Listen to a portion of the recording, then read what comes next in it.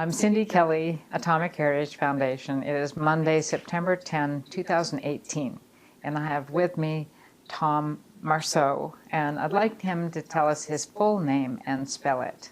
Thomas E. Marceau. E is for Edward. M-A-R-C-E-A-U. Great. So, Tom, I've known you a long time, but there are things I don't know about you.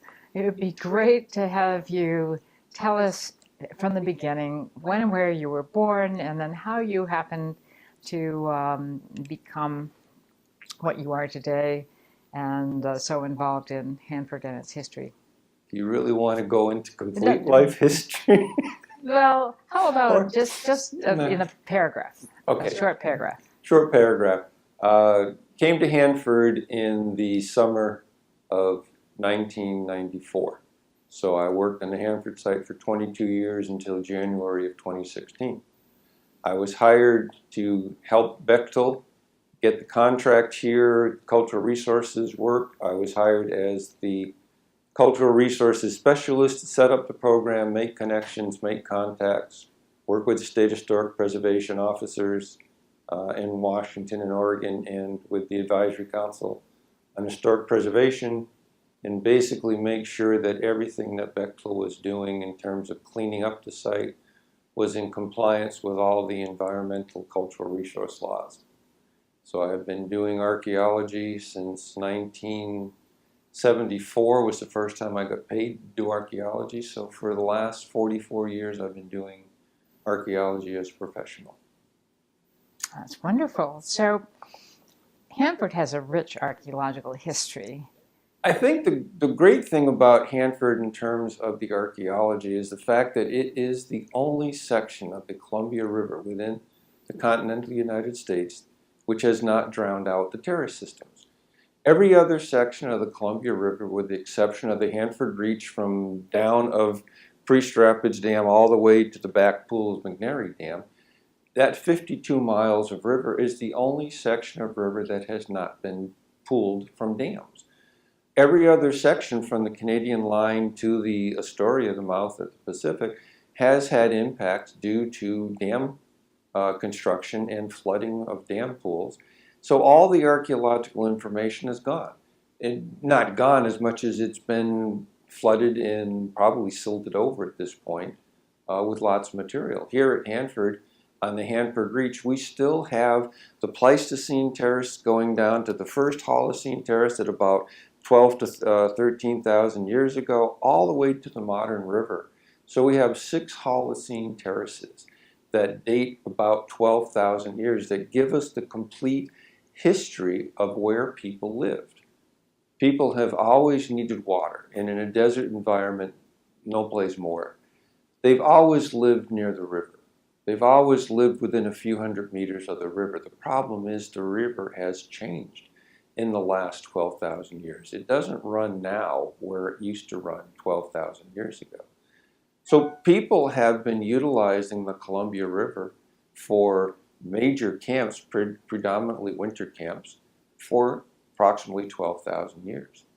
On Hanford, we have all the terraces available for us to study, to look at, to examine, to excavate, to find information that you aren't going to find anyplace else that isn't either underwater or under 18, 20 feet of silt backed up at this point. So it's a very unique area for riverine culture, riverine adaptations, riverine people in the state of Washington, any place on the Columbia River. So tell us a little bit about the Ice Age floods. Well, the Ice Age floods are important to look at and think about because they really were the last change in the environment here on the Hanfords, actually within the entire Columbia Basin. The floods happened someplace between 15,000 and 13,000 years ago. Over that 2,000-year period, the Cordilleran ice sheet was wasting away, it was melting, and advances, minor advances, lots of melting going on. What it did was set up a lot of water that needed someplace to go. So in Montana, around Missoula, Montana, there was a a ice bridge that dammed up the Clarksford River, and that caused water to back up almost 200 miles within the mountains of western Montana. If you know anything about western Montana, it's mountain range after mountain range after mountain range, all twisted and shaped. It's the huge part where the Continental Divide and the Rocky Mountains come through western Montana. Well, there are lots of valleys in that area, and when the dam backed up from the melting continental glacier, it flooded over 200 miles of valleys and filled with water. Every once in a while, the ice was unable to hold the water back. They say in the literature that the water permeated below the dam, the ice dam, and caused the dam to float, and eventually that floating ice dam would breach, and then 500 cubic miles of water would come racing across eastern Washington down into the Columbia Basin right here where we are.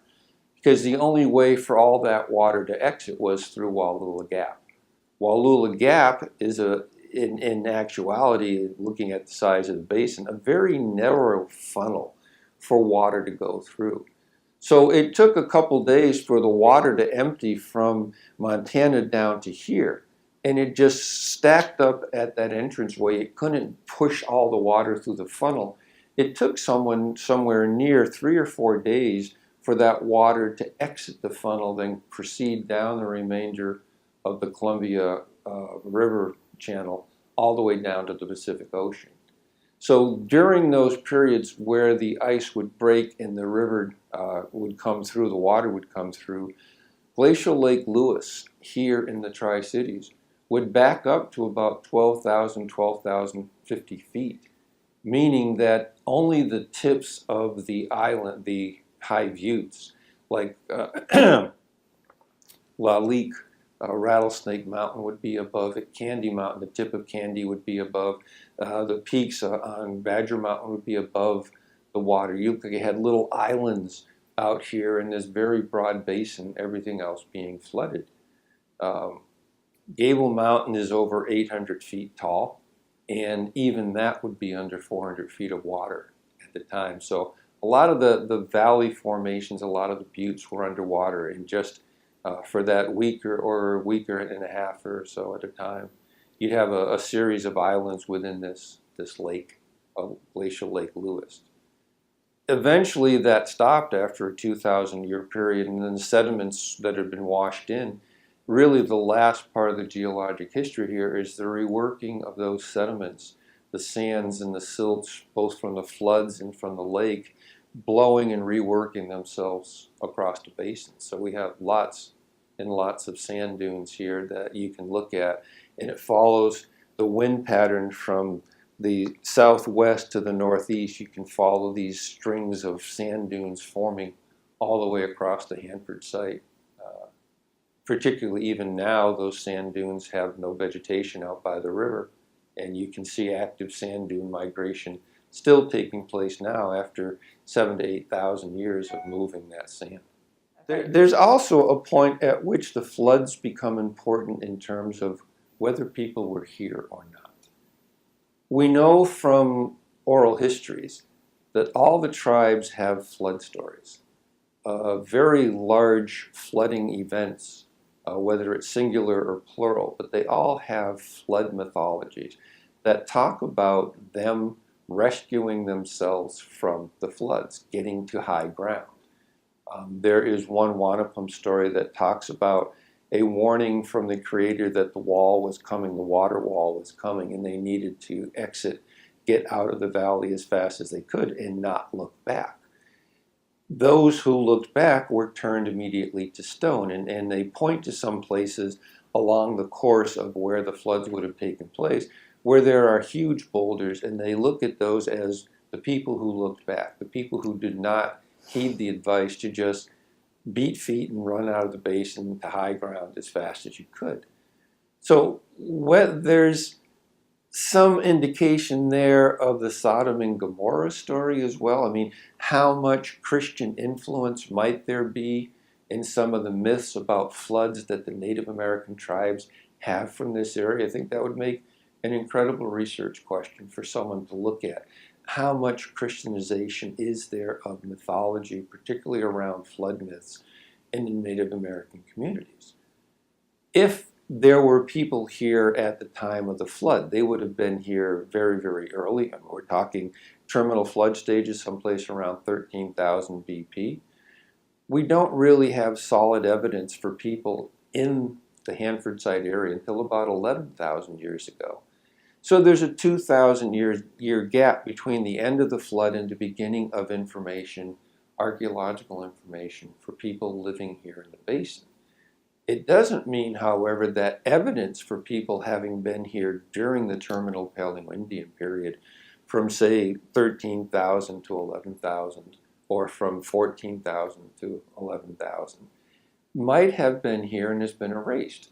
I mean, you're talking about a wall of water someplace around 60 feet high coming at you at about 80 miles an hour, pushing all the way through from western Montana all the way through to the Horseheaven Hills. The destructive force of that much water moving that fast is not going to preserve archaeological evidence. So it could well be that we have a Paleo-Indian culture here in the basin that was wiped out. We could have Paleo-Indian culture in areas we have never gone to look at. I mentioned elsewhere that we concentrate on the modern channel of the Columbia River, something that was established approximately 8,000 years ago. The history for 3,000 years to 11,000 years back, or maybe 5,000 years, say to 13,000 years back, we haven't systematically looked for. We're not looking at the ancestral channels of the Columbia River, where people would have lived, say 14,000 years ago or 13,000 years ago, had they been here. Because we're not examining those ancient channels. We're only examining the modern channel because that's where the Hanford site developed. That's where the 9 reactors were placed adjacent to the current channel of the Columbia River so they could draw the cold water out for cooling purposes. They didn't go to the older channels because those are dry channels. There's no water in there. So we've never really systematically examined the full geological history of the Hanford site to look for the really earliest occupations. We know where the Kennewick Man Terrace is. We know where that 10,000 year terrace passes through the Hanford site. But we haven't had an occasion to look at it for evidence of where Kennewick Man may have walked on the surface, on this terrace, on the Hanford site. He was buried only 20 miles away from the southern boundary of the Hanford site. So that terrace was available to him at the point he was alive. We don't know how many other people might have been here. We've never looked for them. Again, another major kind of research question that someone might get involved with in terms of the archaeology of the Tri-Cities area is looking at the ancient channels of the Columbia River and systematically testing them, evidence of human occupation. Be a great study. It could really bring us back several thousand more years. So, absent that, what do we know about the tribes that we do know, or about the history, the period of history that we can reach back to? Would you say that was 11,000 or 8,000? It was 11,000. The earliest point, the earliest projectile point that we have in most archaeological cultures are named after the dominant projectile point for that time period. The first major projectile point type we have is wind dust. And a wind dust point is something that was in existence 11,000 to about 8,000 or 9,000 years BP, before present. So we know we have people here. Well, we found several wind dust points, only one of which was found in a buried context. Everything else was a surface find. So on a surface find, it's very difficult to put an exact date on a surface artifact, an isolate artifact, as it were, that you pick up off the surface, other than saying, in other areas, this point style has dated between X and Y. So we're looking at the wind dust as 11,000 to 9,000 is the most common set of dates in the literature. One of those points was excavated at about 24 inches below surface. Unfortunately, we couldn't get a date. There were no datable organic materials in the soil. There was no datable organic material, no charcoal, no flakes, no materials to date. We don't know whether we had a Paleo-Indian component on the Hanford site. As I've mentioned before, we haven't looked in the right place, and we don't know whether the evidence that might have been in that place has been washed away. So we don't know whether we have a Paleo-Indian component. The first true evidence we have is the wind dust phase. Wind dust phase being 11,000 to 9 or 8,000 BP before present. So we know we have people during that time period here. The site continues to have people during the Cascade phase, which is 8,000 to 4,000, but at a moderate level. If you start looking at the radiocarbon record for the Hanford site, we have 140 dates, and about 110 of those relate to cultural materials, either organic charcoal or carbon or bone or shell or something that people utilize that we can get an organic date off of using carbon-14 methods. The record from 8,000 to about 4,000 is kind of spotty, but it's there. There's a gap from 6,000 BP to 5,000 BP, and we're not sure what that is. It seems to align with the period at which a major channel of the Columbia River was being formed, and that would probably be the Holocene 4 or the Holocene 3 time period, someplace in that time period. So people may have been living here, but their evidence was washed away as that terrace was downcut. In other words, you're living on the terrace, the river is here, the river is now migrating and cutting a terrace, so everything that you've been living on next to the river starts disappearing and gets washed away as a new terrace is formed. So we don't know whether that might explain that 1,000-year gap. After about 3,000 BP, the occupation on the Hanford site appears to be pretty continuous. That is, we have a series of radiocarbon dates going back from 3,000 BP to about 100 years ago that show very continuous occupation of the Hanford site. So we know that people were here at least for the last 3,000 years on a very continuous basis. There's only one time gap in there between 3,000 and 3,500. There's a 500-year gap. And we don't really know what that gap relates to. It was a period of aggradation, which means this is a period when soils and sediments were building up as opposed to being washed away and torn away. So we really don't know what explains that gap. It might be going to the right place at the right time. We pick up a new sample and bingo, there's a date in the center of that 500-year gap, so the gap doesn't exist anymore.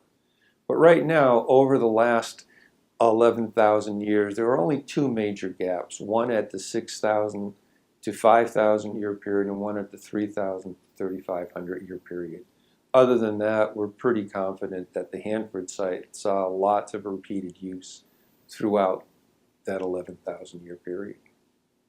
Culminating with, of course, the modern groups who are named at the beginning of the protohistoric period, someplace around the mid-1700s, when Russian explorers first start coming up the Columbia River and making contact with the indigenous peoples. They start at that point getting names which then carry through into historic times. Originally, the Wanapum were named the Snake People. I'm not certain where that information comes from, but the sign was kind of this parallel motion or waving arm motion.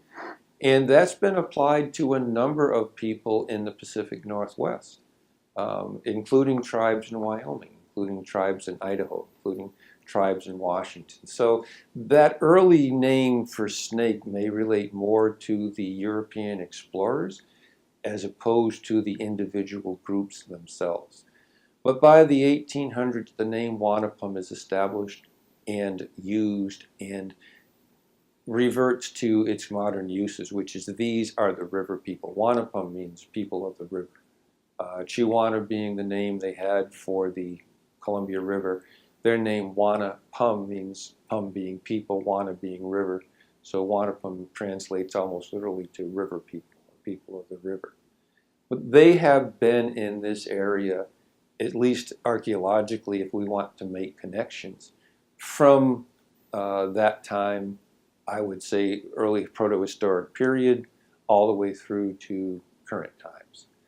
As an archaeologist and looking at the record, I'm willing to say that they have probably been here. These are the descendants of the earliest peoples.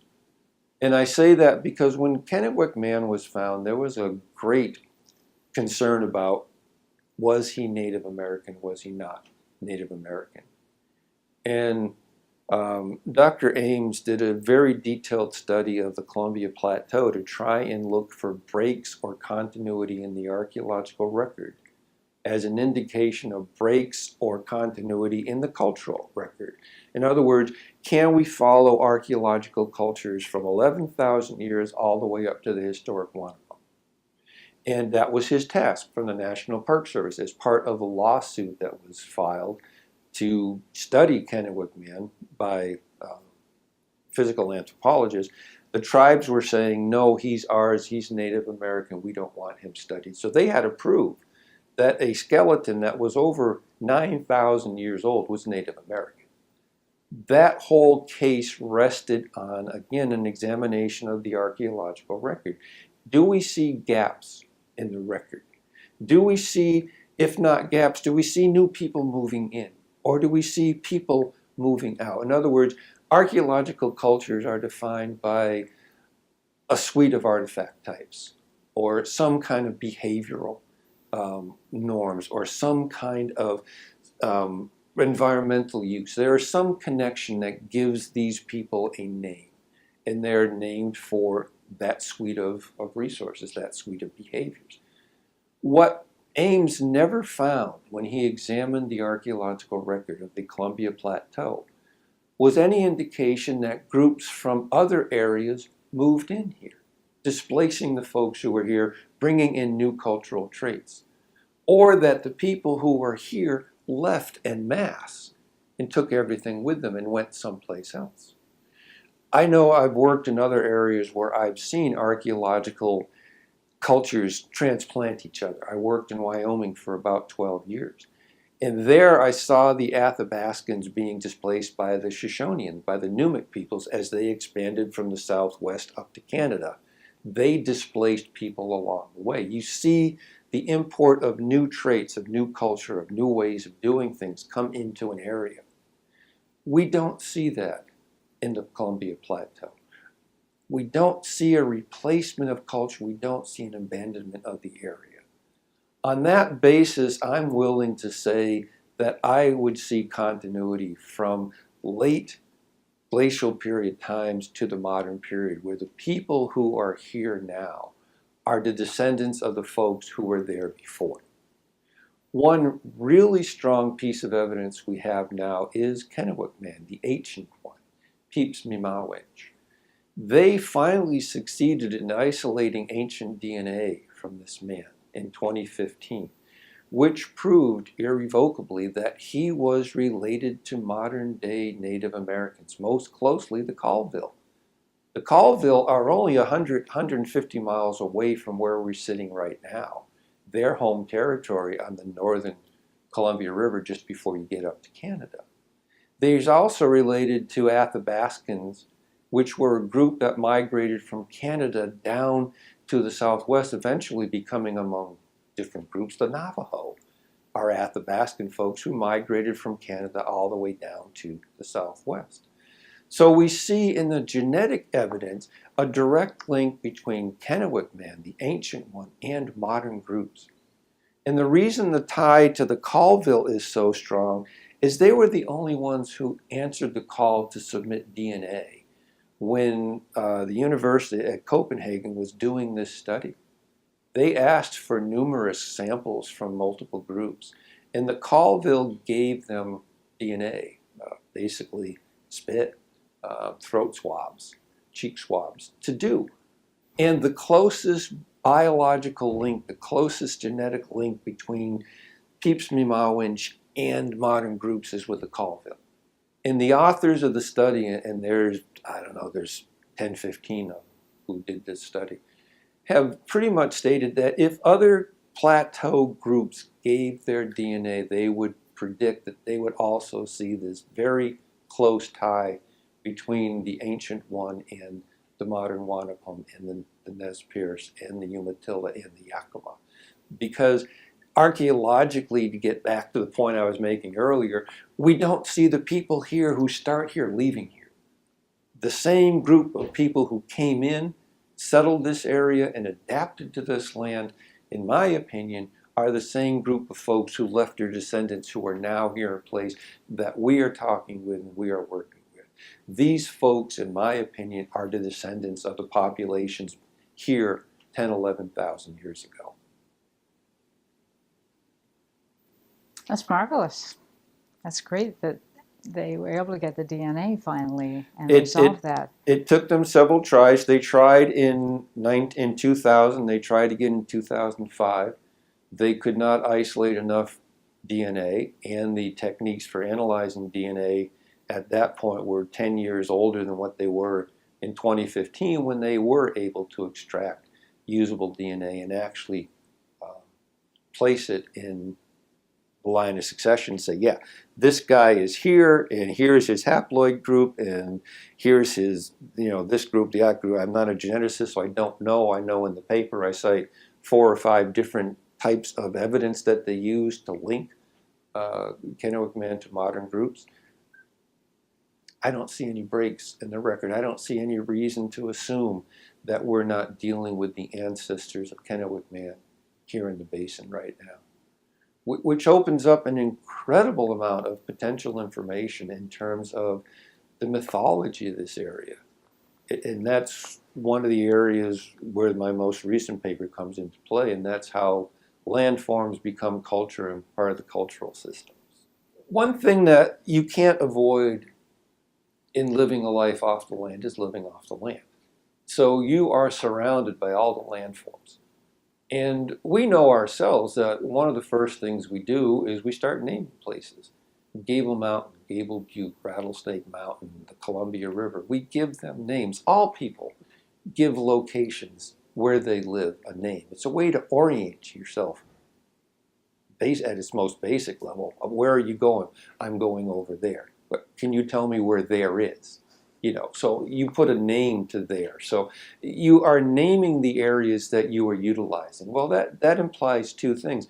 You have an intimate knowledge of those areas because in your annual round, you are moving around your home range to take advantage of seasonally occurring resources. You can't gather spring plants in the fall, and you can't fish for fall runs of salmon in the summer.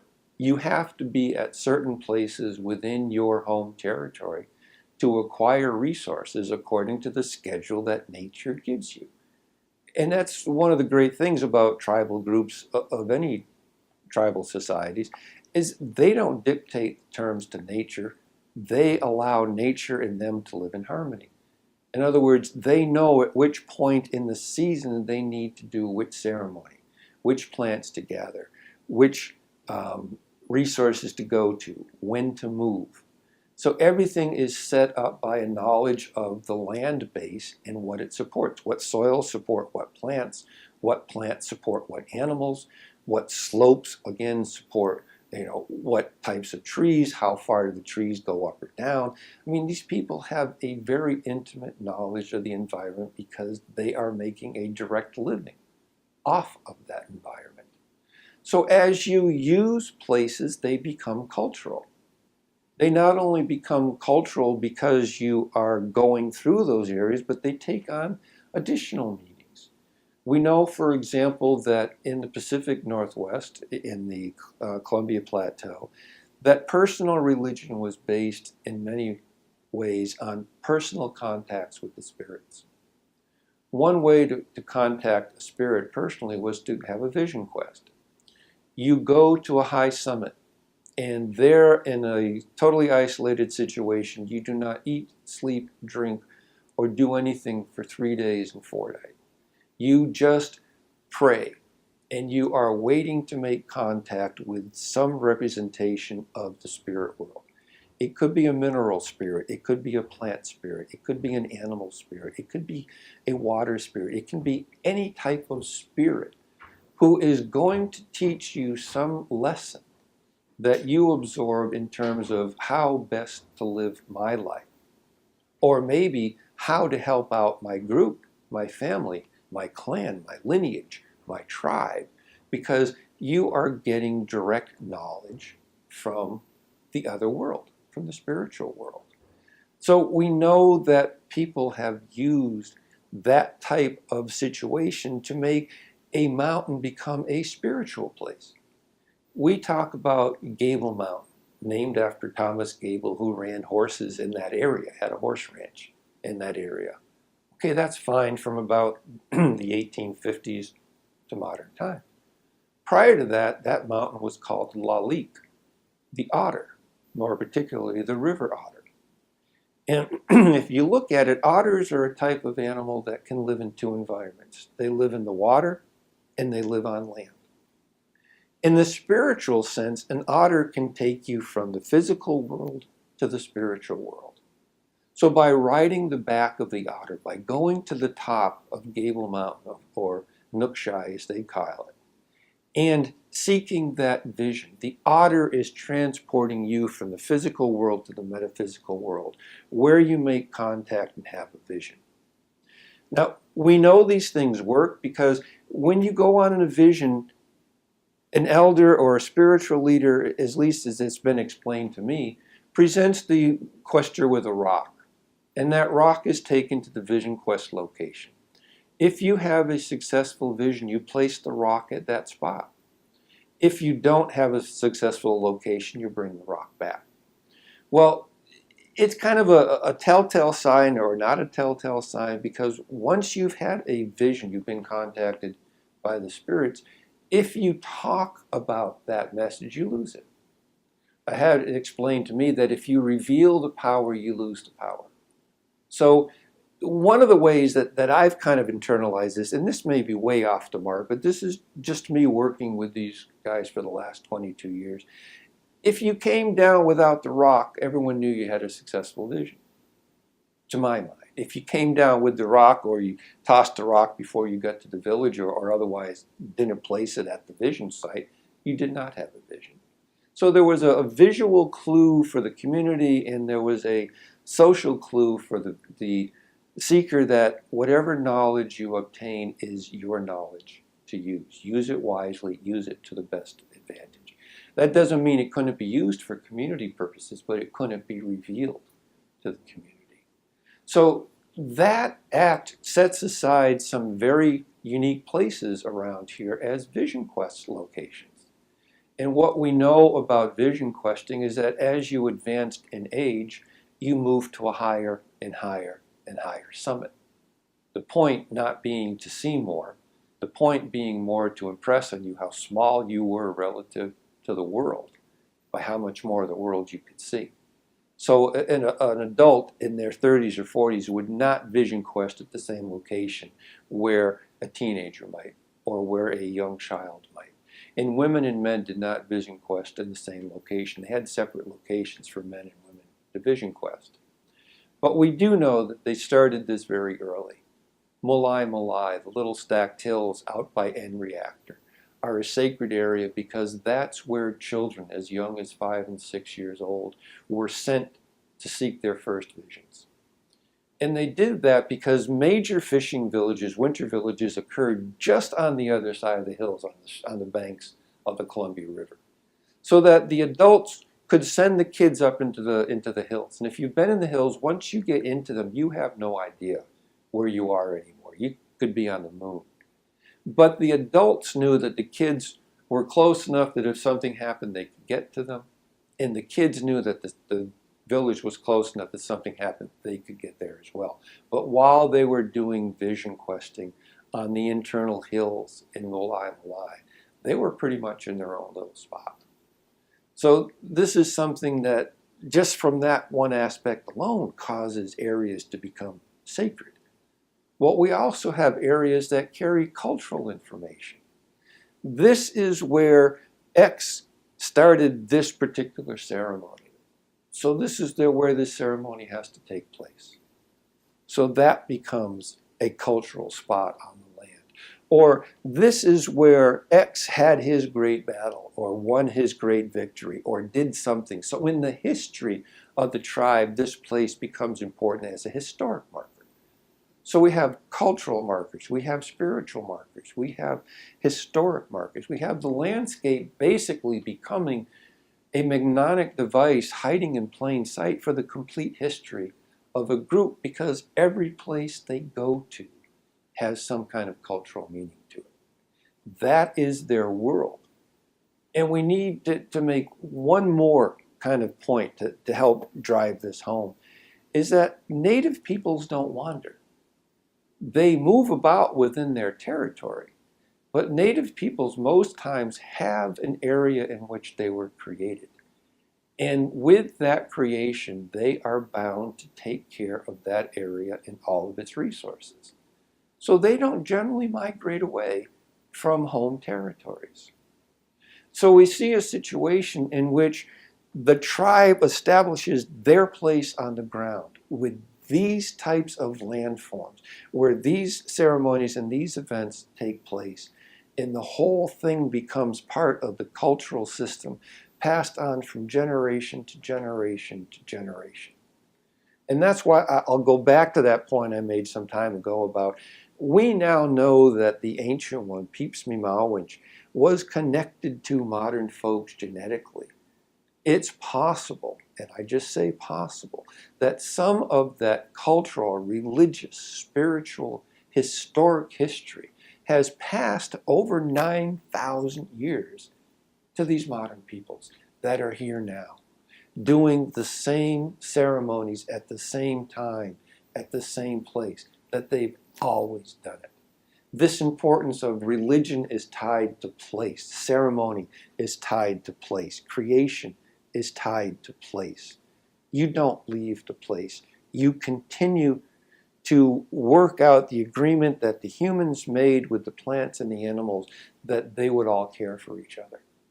So you see this incredible time sequence over which these religious and spiritual beliefs could have developed and cultural norms could have developed. And we're looking at this group right now thinking, how old are some of these beliefs? How far into the past do they go? And remember, I mentioned earlier on with mythology about myths, we also have to look at what has come in from outside cultures to change this, if anything, and how far from the into the past can these things really go? How far back can oral knowledge and oral history go? We don't know for certain.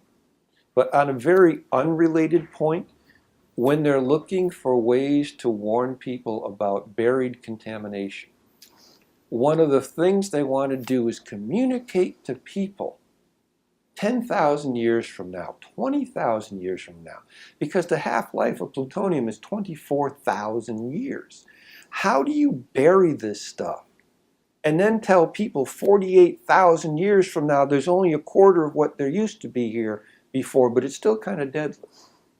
And believe it or not, one of the things that they're looking at is to put together a team of oral historians, people who will carry the message forward that this area is off limits. Because we know that language doesn't work. I could put in front of you a text to the Chaucer Tales, written 1,000 years ago in English. And unless you were an ancient linguistics scholar, you couldn't read it. And that's our language. That's English from 1,000 years ago. And we can't read it except for a small group of scholars. Kind of acting on that, I believe they're looking the same way into the future. We need to find a dedicated group of folks who are good at oral history and good at reminding each other of these oral histories and passing that information along.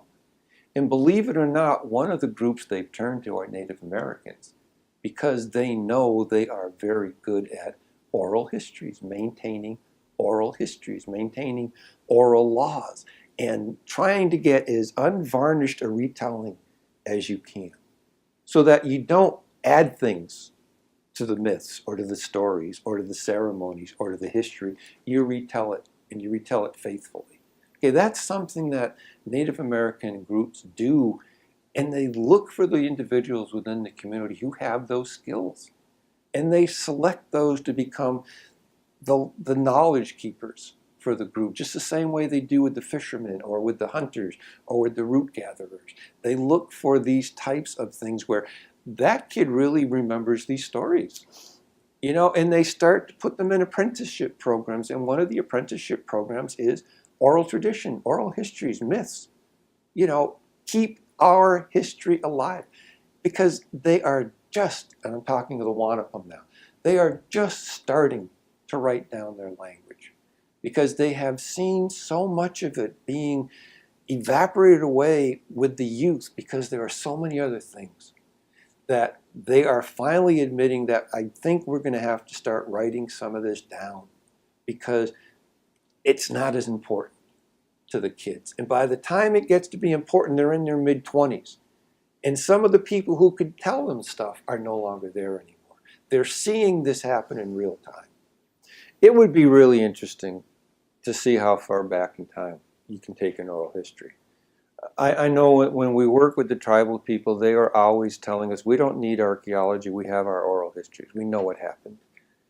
And that's an interesting kind of deal, because over the last 15, 20 years, archaeologists and tribal people have really started to work more closely together to look into just that question. How far back, how reliable are oral historic information in terms of, can you find an archaeological correlate to what they're talking about? And it's a fascinating field of study, to marry the oral history with the physical archaeology. And we have a little bit of that. You'll remember there's one quote in there where Rex is talking about the archaeology that he's done on the site with us. And he says, it was really interesting to go out with you and do the archaeology, because we always knew some of these things were very old, but we didn't see them because they were below the ground.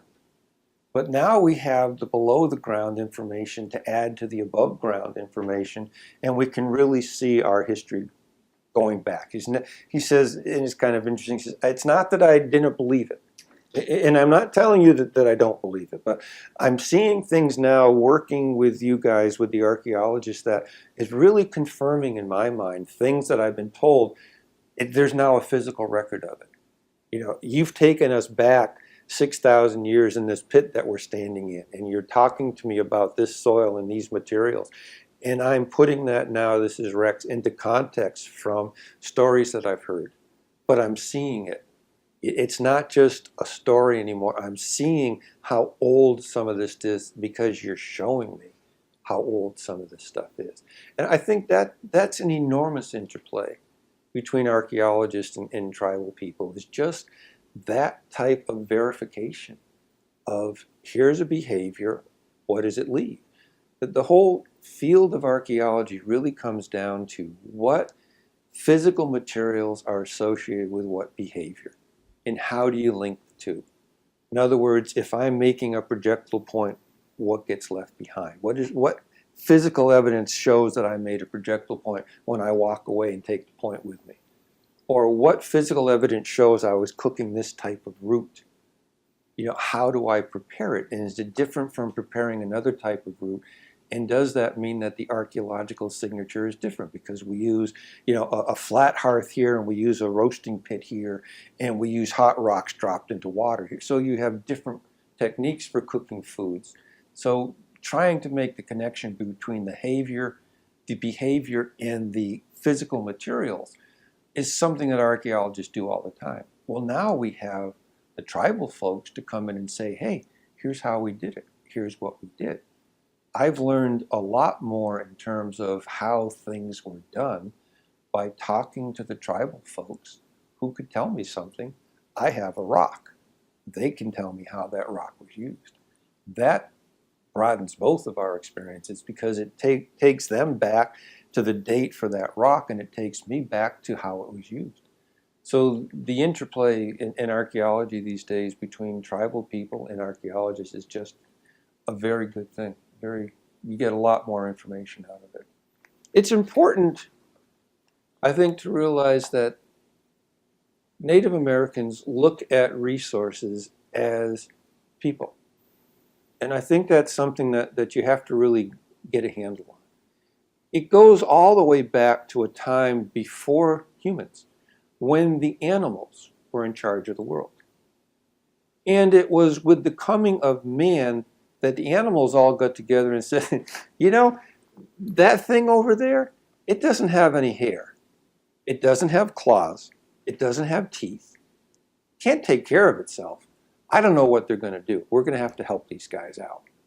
So all the animals and the plants came, and one by one they volunteered to serve the human interest. The first one in line was salmon. And salmon said, I will give of my flesh so you will survive. And the people said, okay, in return we will take care of you. And then deer came. I mean, all the animals and all the plants that they eat, and all the roots and all the fruits.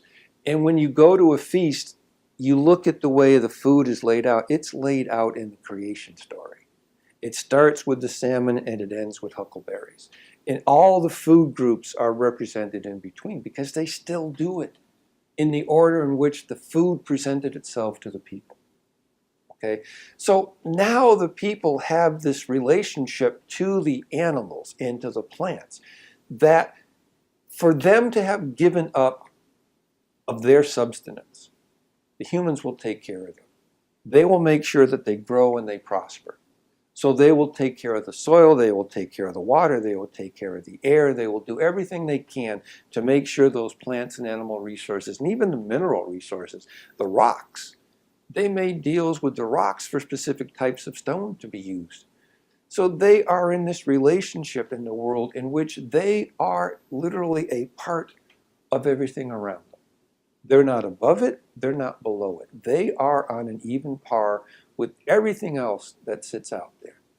And all of that establishes their place on the land, to the point where there are specific places that you go to select specific resources, to the point where a family might have a gathering area that is specific only to them.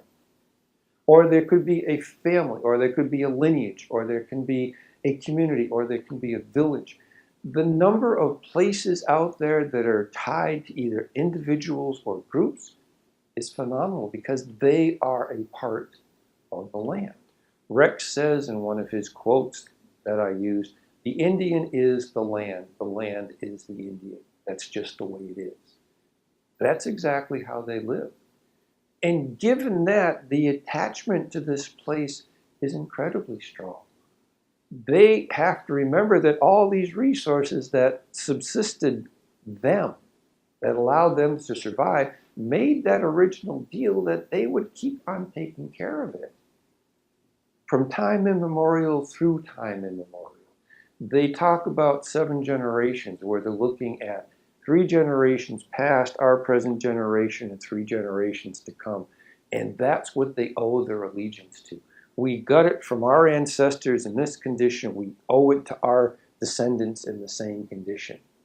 So the cultural ties to the land are incredibly strong because it is their obligation to support and care for all those things that have allowed them to survive if we look at the full time frame for 11,000 years in this place.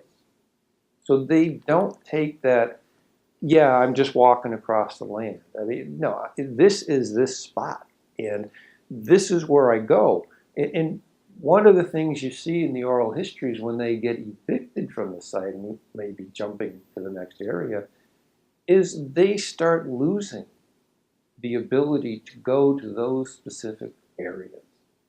And while the Europeans look around and say, you know, that balsam root flower looks just the same there as it does 20 miles over there off the Hanford site, it's the same balsam root, the tribes will go, that's where I have connection with that plant.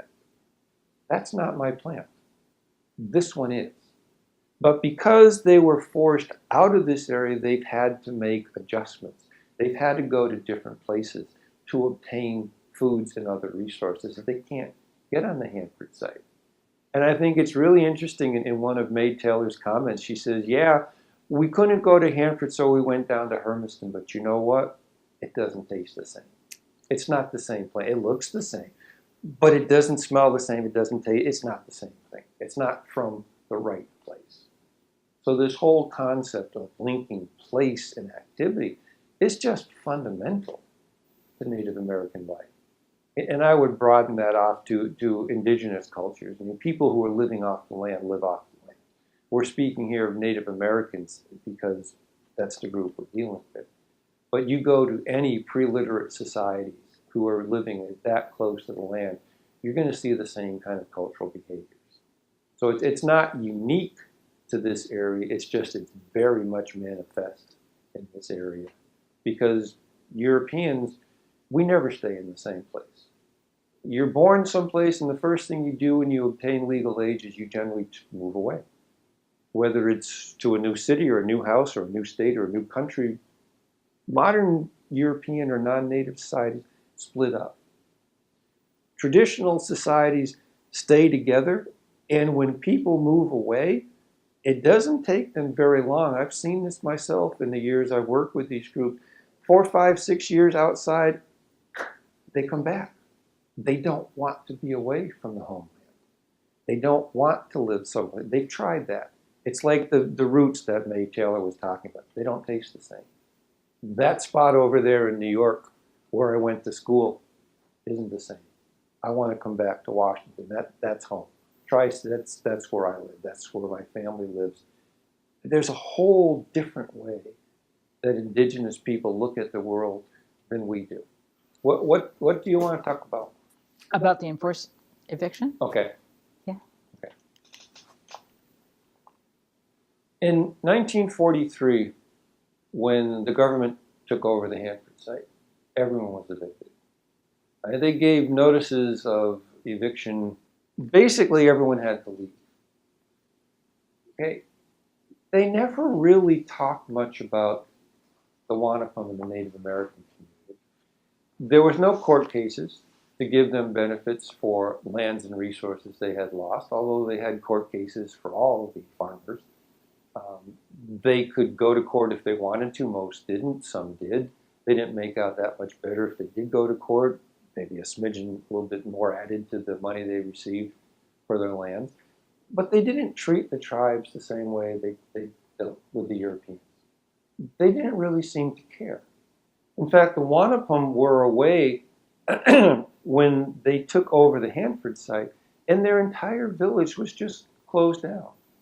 And over the course of the next several years, it was looted by workers putting the Hanford site together. They didn't even get a chance to go back to their campsite from which they were evicted to get their possessions and their belongings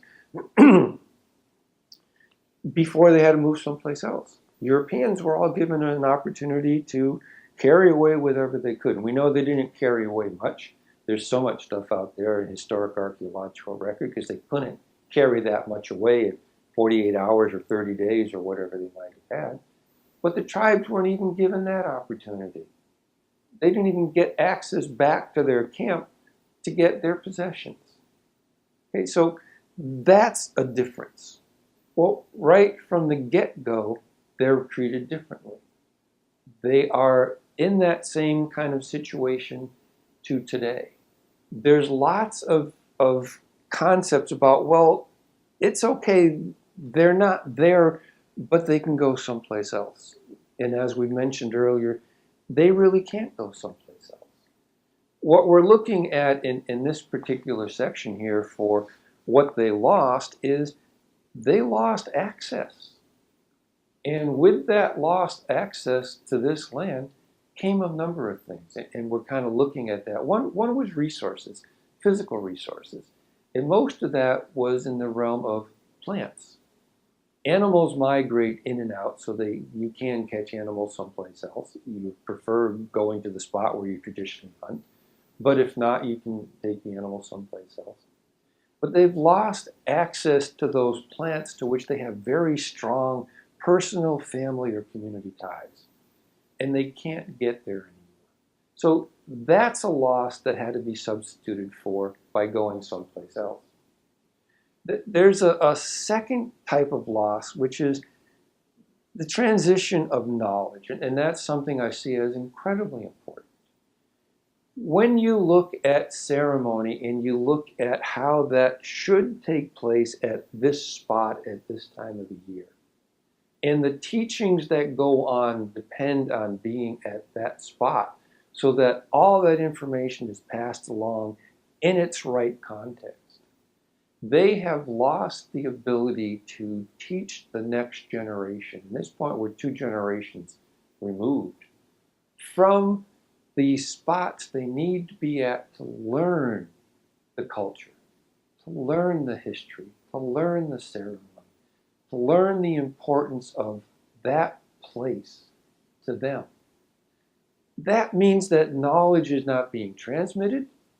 In some cases, that knowledge is then lost, or you will see where they struggle to try and teach the next generation something about that place that these kids have never seen. How do you tell someone how important this place is if they don't even know what you're talking about? They never had the opportunity to stand out there, as Rex says in his interviews, just to sit by the river and listen. Not do anything, but just listen and absorb everything that's happening around you. Because in his mind, the entire world speaks to him. The air talks, the water talks, the wind talks, the leaves talk. Everything has a voice. And he's basically saying you don't have the opportunity to do that if you can't take someone there and sit them in that spot and say, here's what this area means to us. And he says, okay, well, the government understands that, and people fought for a long time to get Indian religion recognized, and they did. The American Indian Religious Freedom Act was originally passed to allow Indians to practice their religion. It's been usurped by the modern right, and I won't get into that right now, but its original purpose was to allow them to use ceremony and materials the way they always had, and access to federal lands which they had been denied to do it at the right spots. And that was an incredible law that was passed that allowed Native Americans to be Native Americans again. You can practice your religion. Part of it happened because they wanted to take peyote in jail as part of the Indian way, the Red Way. Well, a lot of that was resolved in the courts when the ERFA was passed that said, we give you your blessing, guys. You can now practice your religion in the ways that you used to do it. Okay? That doesn't mean anything if you still can't get back there to that spot.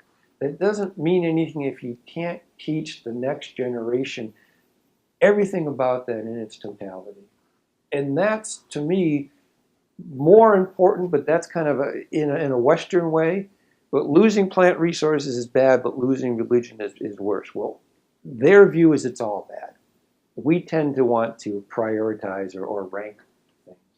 The loss of the ability to transmit knowledge from generation to generation is detrimental to these guys. The fact that because of what happened at Hanford, some of the elders won't even come here when they are allowed to come here. DOE has started to allow bus tours with the tribes. And the very first one we had was around 1997, or maybe 98. But it was incredible because we took years to convince the Hanford Patrol that we could bring children onto this site and they would be okay, they would be safe. At the time, no one under 18 could even step foot on the Hanford site. Well, our first busload of tribal people, we had a 6-month-old infant out there with us. I mean, we took kids out there, and we had the patrol, we told them where we were going to go, we put itineraries together, yada, yada, yada, but it was the first time some of these kids had ever seen Hanford. It was the first time elders had an opportunity to talk to kids about these areas, both in their native language, Sahaptin, and in English. It was a wonderful thing to observe. But as Rex points out, it's always a tour. You don't just let us go. You don't just say, okay, go do what you need to do. We're going to put restrictions on you. We're going to put bounds on you. And that's helpful, but that doesn't get them where they need to be. So that you lose both the ability to transmit the knowledge the way it needs to be transmitted and the ability to go to places that you need to go to. And that's for mythology, that's for history, that's for ceremony, that's for any kind of event that's commemorated by that landmark or by that landscape. You can't get there. So the thing that's kind of happening is they are allowing people on site with greater frequency. But we still need to push more, because until they are allowed to conduct ceremony at the spot without white supervision or intervention, they're really not getting to be where they need to be. I don't know if that will ever happen in my lifetime either, but it's something I think that the cultural programs on Hanford should really work for, is to get access to the site again. I mean, if cleanup is clean, if clean is clean enough, and you can go do it safely, that's what they should do. They should allow these practices to take place back where they did, because you've lost that whole chunk of territory that you used to have access to. There are so many spots. We know there are places out there that we can't be told about. We've been told, I've been told, cultural program staff has been told about places that are important because as we have a project, we have to know something. But they don't volunteer information. And I know from participating in ceremonies with them for 22 years, there are stories and places that they can't tell white people. It is just forbidden. I, as a Shiapo, as a white person, sometimes have to leave the room because they're telling knowledge that I don't have any reason to have access to. Okay? To me, that's the way it should be happening with the Native American community on the Hanford site. It is such a wonderful reserve because nothing has happened here for 70 years. It's one of the few places they might still be able to go and hold the ceremony at the right spot and not be bothered by anybody in what's more or less still natural terrain and natural environment.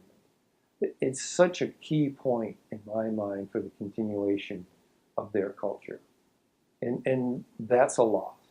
We see that happening all the time. And the fear that the elders have of this place, it shouldn't be that way, but how do you get a 90-year-old person out here to talk about something when they're convinced that they walk into this place and the air will kill them because it's contaminated? That's kind of how they've absorbed this. Bad things happened there, and it's changed the air from good to bad. I don't want to go there and breathe bad air, and that's a real traditional elder who has generations of knowledge in his or her mind that can't be passed on to the next generation because they won't even go to that spot. Who knows if those people would go if it was okay, it's good to go. Would they accept that? We don't know that. But there have been consequences of being shut off from the site that I don't think a lot of people think about in terms of Native American involvement, what they've lost from being pushed off of the Hanford site. I mean, the Europeans started more other ranches and ranched the hell out of this area. The Wanapum did not. The Wanapum went back to Priest Rapids and they've stayed there. They just regret the fact that this big piece of their home territory is unavailable to them. And it's also unavailable to any other tribes that used to come here as well. They don't take into account that the tribes see even the perception of risk as enough to stay away from the area. Okay, well, most times you want to see some kind of numbers. You want to have it, shown, yeah, this is bad or this is good, black and white. Okay. The tribes don't really care about the numbers. They've just seen that this has damaged their resource. But in a risk assessment, we don't look that way. We don't talk about that. We don't talk about loss of access as something that should be in a risk assessment, because the loss of access relates to the continuity of their culture. It impacts their ability to transmit their culture. The perception of risk alone, it doesn't even have to be real. It just has to be something might have happened over there, and I don't want to be anywhere near it.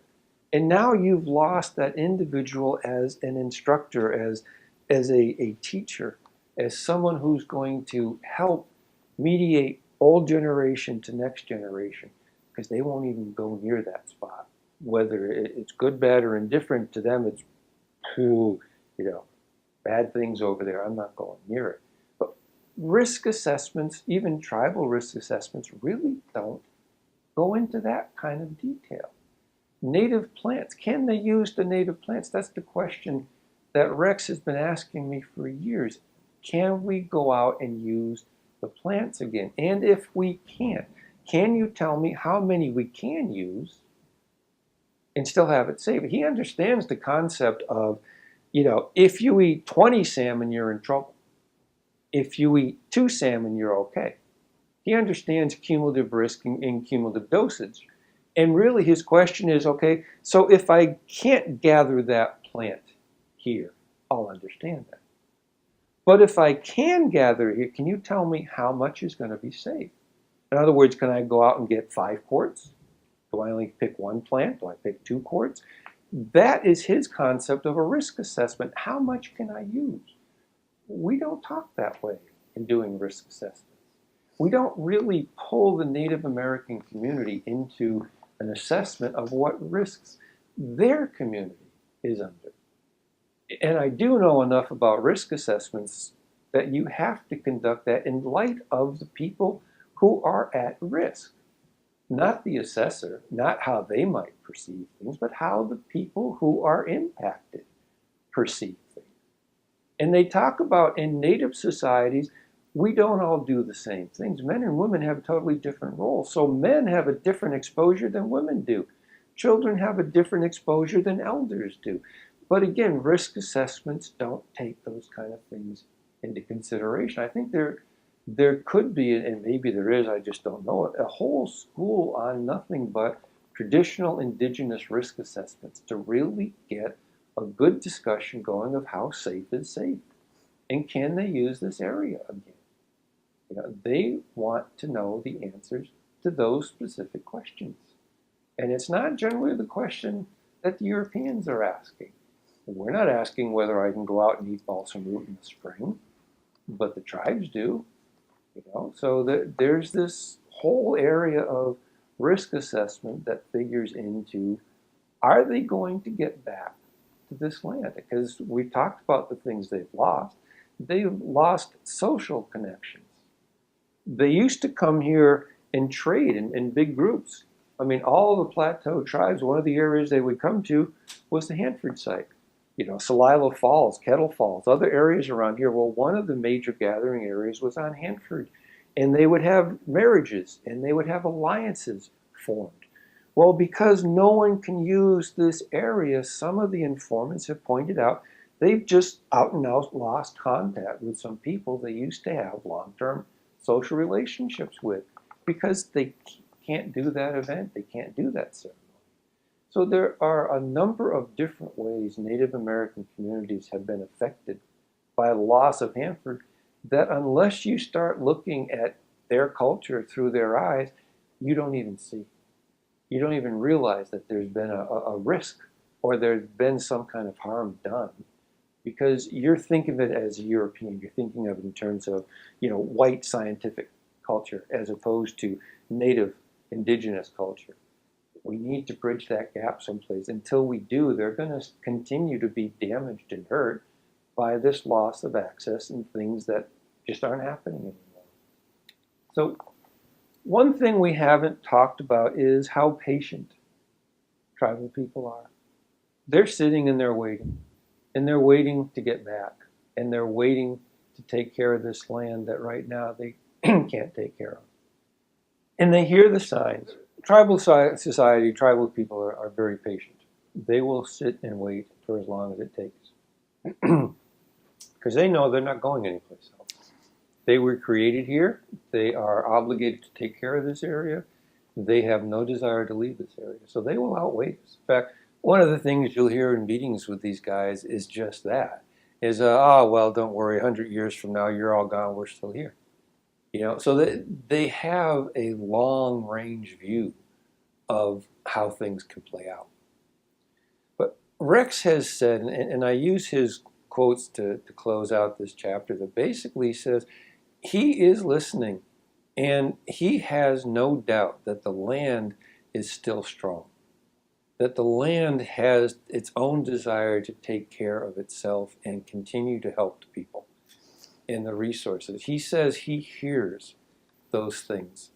And he is only waiting for that point in time where the land is going to announce it's time for the people to come back.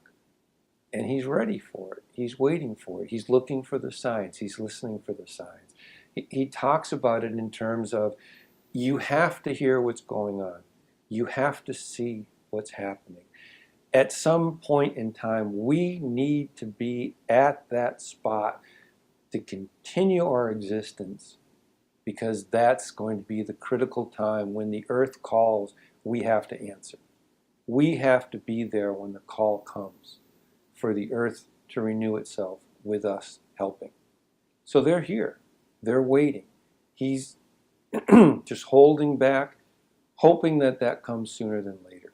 But their whole concept of the land is, yes, it's been damaged, but the land is strong.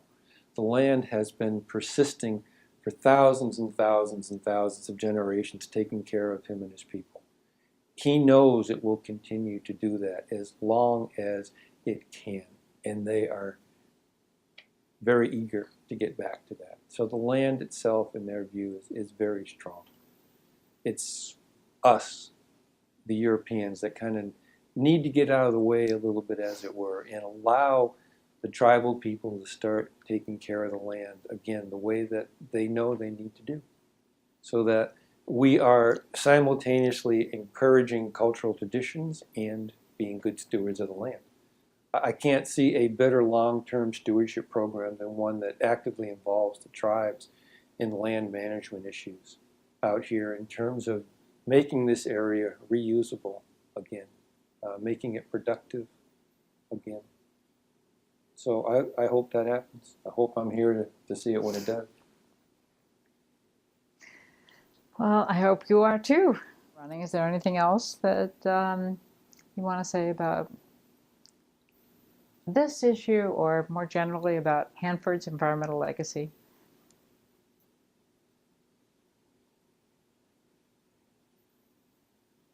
It's an interesting, because I've worked here for 22 years on the site, trying to think about the environmental legacy of the place. I don't know. I just hope it gets to the point where it's clean enough to be used again. Whatever they need to do. I know that we keep on kind of slipping in and out of the news in terms of funding or no funding or whatnot, and I think when you start looking at how many billions of dollars it will take to clean this site up, you can understand that. But I hope we don't give up kind of and say, oh, we spent enough money. We're not going to get it all, or there's no sense in continuing. There's too much at stake out here in terms of the land itself. I also hope that the land stays as a natural preserve. I am not a supporter of developing the Hanford Reach. I would love to see it stay in its pristine condition. It is a game preserve. I would like to see it open to the public in terms of interpretation and visitation. And that's probably where we'd go back 17 million years ago to the geologic history, but I skipped all that. So, but I'd like to see people get to appreciate the land for what it is. It's survived a long time. It'll out-survive us. Even if we don't clean it up, it'll still out-survive us. So, who knows?